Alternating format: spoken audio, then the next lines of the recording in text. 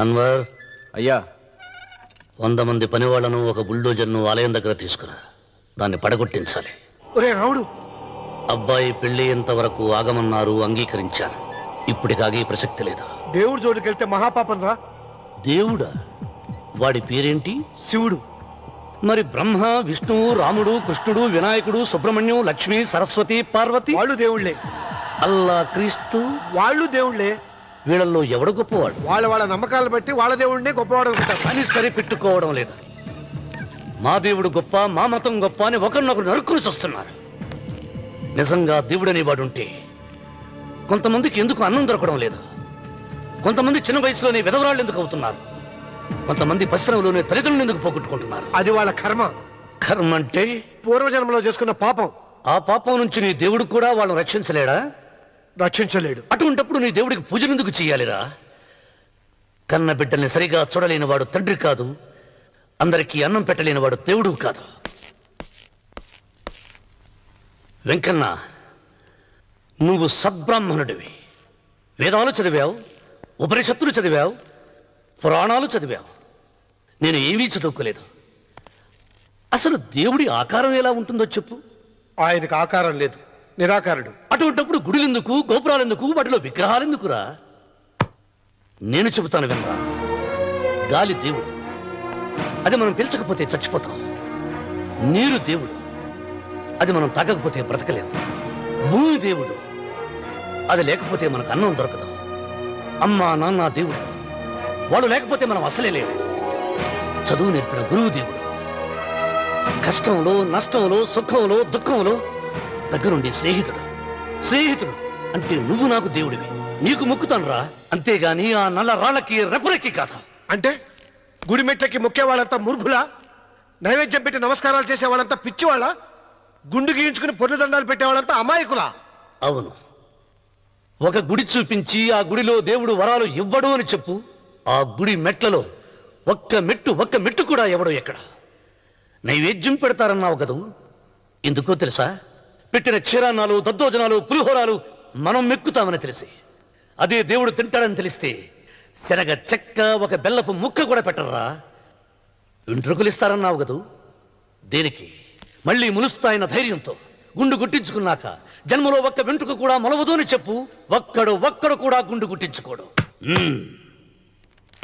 ఒరే రావుడు, గీతలో శ్రీకృష్ణుడు ఏం చెప్పాడో తెలుసా? చిచి, 16,000 మంది గోపికలతో సరసం, 8 మంది పెళ్లాలతో కాపురం చేసిన కృష్ణుడు ఎలా వేల్పు? వాడు చెప్పిన గీత మన తల రాత.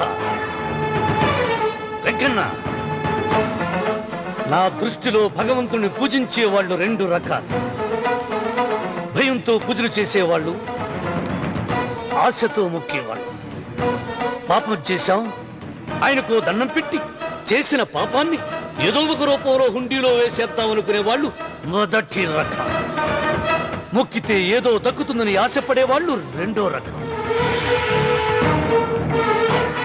నా భూమి నేను సొంతం చేసుకున్నాను కాబట్టి అది పాపం కాదా? భయం లేదు, ఏదో అయిపోవాలనే ఆశ, తపన నాకు లేదా? ఈ రామన్న చౌదరి నిన్న జరిగింది మర్చిపోడు, నేడు జరగాల్సింది వాయిదా వేయడు, రేపటి గురించి ఆలోచించడు. వాస్తు పురుష దేవతాభ్యో నమః. ధ్యాయామి, ధ్యానం సమర్పయామి, ఆవాహయామి,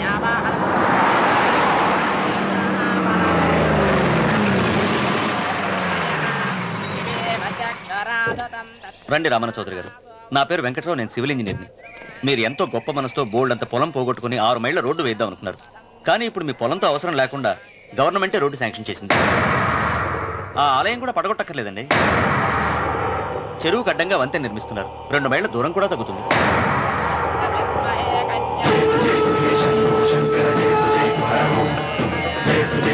పాట వేయించడానికి నువ్వే వడివిరా, భగవంతుడే వేయిస్తాడు. అమ్మవారి ఆలయాన్ని నువ్వు తాకలేవు. పూలు వేయండి రామన్న గారు. ఆయన ఎవరు? జటాధారి స్వాముల వారు. నీకు తల్లిదండ్రులు ఉన్నారా? లేరు, చనిపోయారు. ఫోటో ఉందా? ఉంది.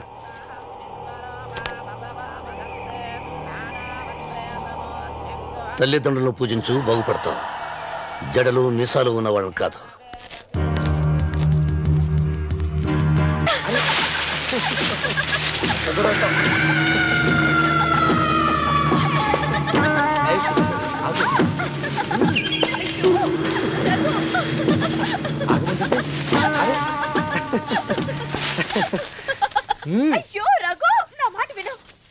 ఏంటి సులోచన ఇది?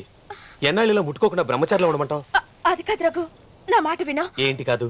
ఇంతకీ మన ప్రేమ విషయం మీ నాయనంతో చెప్పావు లేదా? లేదు. చెప్పవు. నీ వల్ల కాదు. నేనే మా నాన్నతో మన ప్రేమ సంగతి చెప్పేస్తాను. ఏమొద్దు, నేను చెప్పేస్తాను.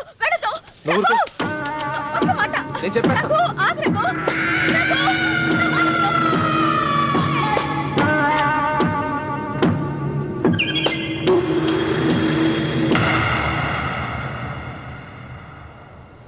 నువ్వా?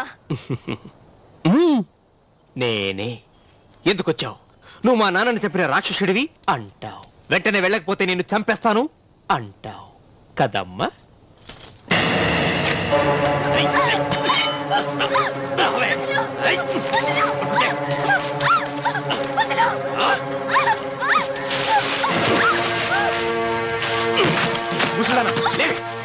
చెప్పు, వీళ్ళ నాన్నని చంపింది ఎవరు?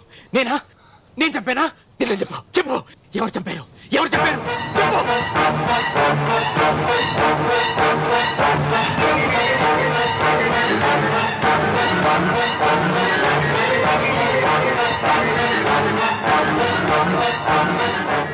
ఎన్నాళ్ళు ఈ నిజం ఎందుకు చెప్పలేదు?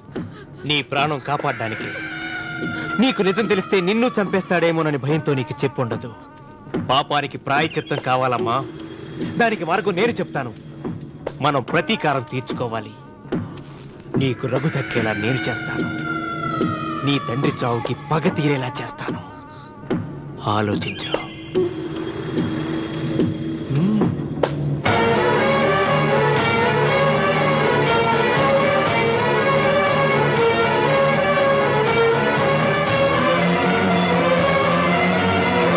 నేను నమ్మను. మా నాన్న దేవుడు. మా తాతయ్యకు జరిగిన అన్యాయానికి ప్రతీకారంగా పొలాలు స్వాధీనం చేసుకున్న మాట నిజమే, కానీ హత్యలు చేసే అంత దుర్మార్గుడు కాదు మా నాన్న.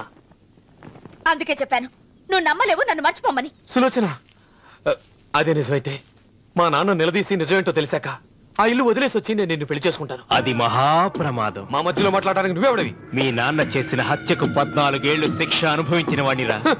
నీకు నా మీద జాలి రావాలి కానీ కోపం వస్తుందేంట్రా? మీ నాన్న మనస్తత్వం నాకు బాగా తెలుసు. నువ్వు నాగసులోచన ప్రేమించుకున్నారని తెలిసిన వెంటనే వీళ్ళిద్దరిని చంపేసి వీళ్ల పొలంలోనే పాతి పెడతాడు. నా మాట విను, ఇంకేం ఆలోచించుకో. నా మాట విను.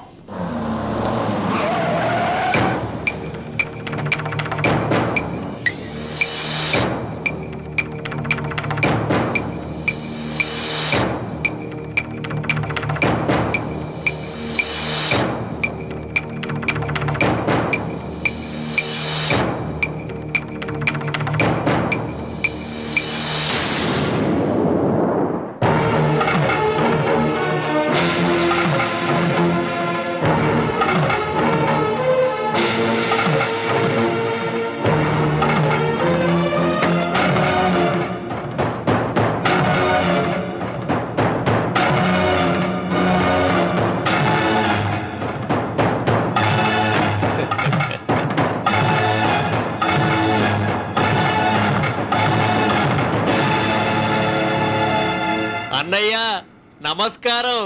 వీధి గుమ్మం వైపుకైతే నువ్వు రావని పెరటి గుమ్మం వైపుకు నేనే తీసుకుని వచ్చాను. మీ నాన్న ఇచ్చే ముష్టి డబ్బుతో బ్రతికి నాగసులోచనని ప్రేమించావు. మీ నాన్న ఈ పెళ్లికి ఒప్పుకోడు కదరా అన్నాను. లేచిపోతామన్నాడు. లేచిపోతే మీ నాన్న పరువు ఏమవుతుందని నేనే దగ్గరుండి ఈ పెళ్లి జరిపించానన్నయ్య. వాళ్ళ నాన్నను చంపిన పాపానికి ఈ మాత్రం పుణ్యం చేయాలి కదా. వాళ్ళ నాన్నని ఎవరు ఎక్కడ ఎలా చంపారన్నది నేను ఎవ్వరితో చెప్పలేదు. నీ బాధ నాకు అర్థమైంది అన్నయ్య, నీ బాధ నాకు అర్థమైంది. రేయ్, ఏంటి అలా చూస్తూ నిలబడ్డారు? వచ్చి కాళ్ళ మీద పడి ఆశీర్వాదం తీసుకోండి.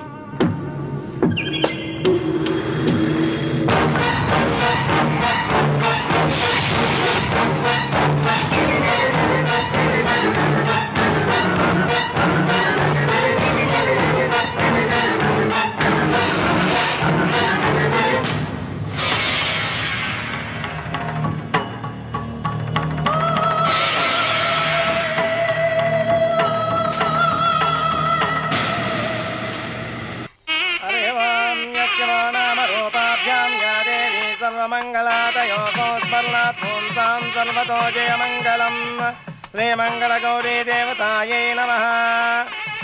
అమ్మా తమ రెండో కోడను కూడా తీసుకొచ్చి కూర్చోబెట్టండి. అలాగే. లంబోదరాంగ్రద్వయమంబయ శ్రీ సర్వస్వామ్యం.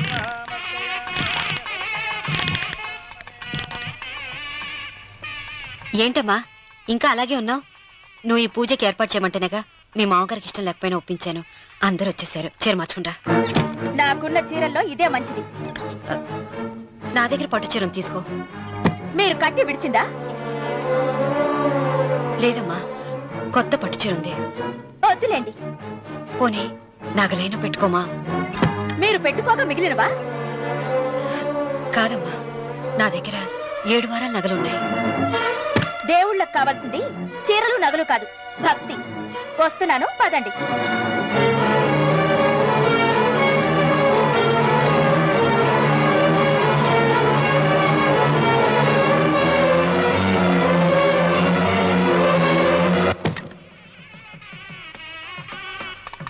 అమ్మా రెండో కోడను త్వరగా తీసుకురండి. ఈ హోరలోనే వ్రతం పూర్తి చేస్తే చాలా మంచిది. రఘు ఇట్రా. ఏంటమ్మా? వెళ్ళి సులోచన త్వరగా తీసురా. అలాగే.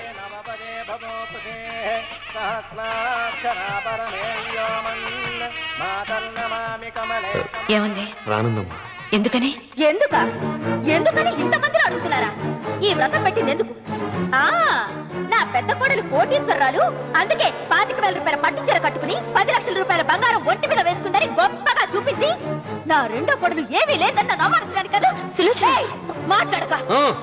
అమ్మా, నీ కొత్త పట్టు చీర నగలు తనకి ఇవ్వమ్మా. ఇస్తానన్నారా? తానే వద్దండి. అయ్యో అయ్యో అయ్యో, ఎంత అబద్ధం! ఇస్తానన్నారా? మీరు ఇస్తానన్నారా? చూసారా చూసారా ఎంత అబద్ధం ఆడుతున్నారు? నీ మొహానికి ఈ నేత చీర వస్తున్నారు చాలే అనలేదు. నాగసులోచన, మీరు అలా అన్నారని ఈ ఇంటి మూలంగా చచ్చిపోయిన మా నాన్న మీద ఒట్టేసి చెప్తున్నారు. మీరు మీ ఆయన మీద ఒట్టేసి చెప్పండి.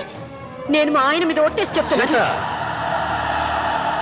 ముత్తైదువులను పిలిపించింది పసుపు కుంకుమలు గాజులు ఇచ్చి పంపటానికి గాని, ఈ ఇంటి 4 గోడల మధ్య జరిగిన దానికి సాక్ష్యాలు రుజువులు ఇప్పించి పంపటానికి కాదు. నాగసులోచన, ఈ ఇంటికి 2 సింహద్వారాలున్నాయి.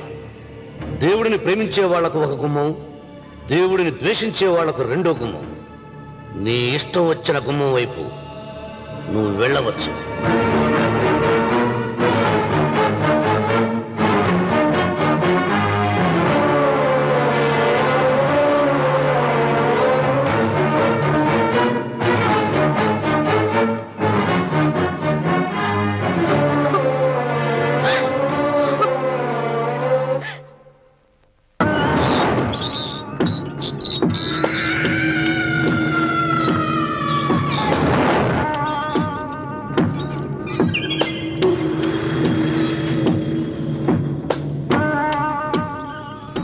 ఏమండి అటు చూడండి. విక్షుపతి, లేక్కడి నుంచి. నువ్వు తిను మావయ్య. ఏ ఇంటికి నా కోసం వచ్చావు, నిన్ను నేను గౌరవించుకోవాలి కదా. అది మా నాన్న కూర్చుని ఉయ్యాల వల్ల. ఆహా, రేపు ఆయన చచ్చిపోతే ఎవరు కూర్చుంటారు? ఆయన బూడిద పోసి పెడతారా? సులోచన రఘు లేడు, ఎందుకలా అరుస్తారు?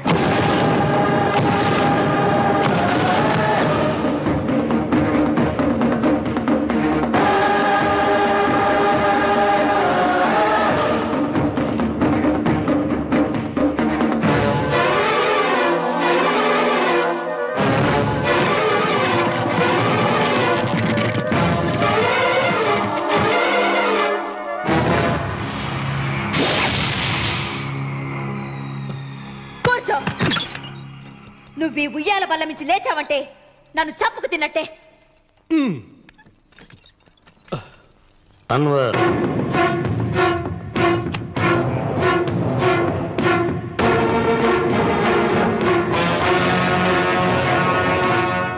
నువ్వు కూర్చో మావయ్య. సులోచన, బుద్ధి లేకుండా ప్రవర్తించకు. వేప చెట్టుకు పాలు పోసి పెంచినా అది చేదుగానే ఉంటుంది, కానీ తీయగా మారదని ఆయన ఎన్నిసార్లు చెప్పినా ఆయన మాట వినకుండా నీ అడుగులకు మడుగులెత్తాను. ఆయన ఎవరనుకుంటున్నావు? ఈ ఇంటికి పెద్ద. దేనిలో పెద్దండి? హత్యలు చేయడంలోనా? పక్కవాడ పొలాలు ఆక్రమించుకోవడంలోనా? వీధిలోకి వెళ్లి పసిబిడ్డని అడిగినా చెప్తాడు ఆయన ఎంతటి నీచుడో హంతకుడోనని.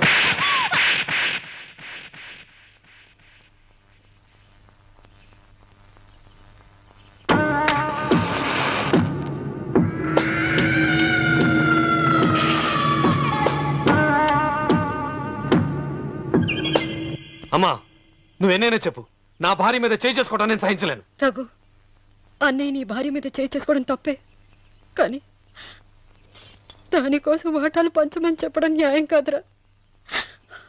నాన్న అన్నయ్యని కూడా తన వాటా తీసుకుని వెళ్ళిపోమంటున్నారు. కావాలంటే నేను నీ భార్య కాళ్ళు పట్టుకుని క్షమాపణ చెప్తాను. అమ్మమ్మమ్మమ్మమ్మమ్మమ్మమ్మమ్మ, నేను 100 సార్లు మీ కాళ్ళు పట్టుకుంటాను. మా బతికేదో మమ్మల్ని బతకనివ్వండి.